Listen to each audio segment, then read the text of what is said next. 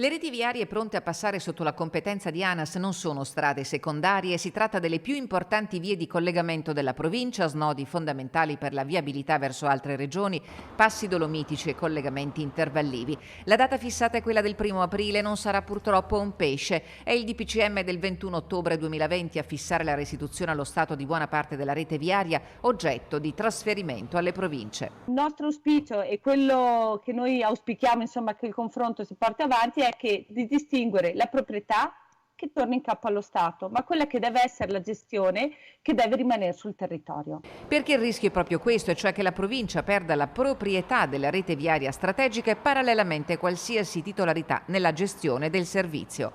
Abbiamo già un modello e si chiama Veneto Strade, dice Fontana. È una società pubblica che vive sul territorio, in cui la provincia è socia assieme alla regione e che entri nella società anche lo Stato, perché garantisce la buona occupazione del territorio, sul territorio, con delle professionalità di alto livello. Nel documento consegnato alla provincia, Filt con la sua RSU in Veneto Strade chiedono che venga definito un piano di rilancio strategico della viabilità ordinaria, la tutela del personale, nuove assunzioni. Negli anni i 15 milioni di euro garantiti dallo Stato alla provincia non sono stati più erogati e Palazzo Piloni ha dovuto metterci del suo per continuare a garantire la gestione delle strade. Perdere il controllo delle strade rischia di perdere un bene importante sia per la gestione di quegli appalti che oggi sono in capo alle ditte esterne, che sono ditte comunque locali, che che garantiscono occupazione e lavoro sul territorio.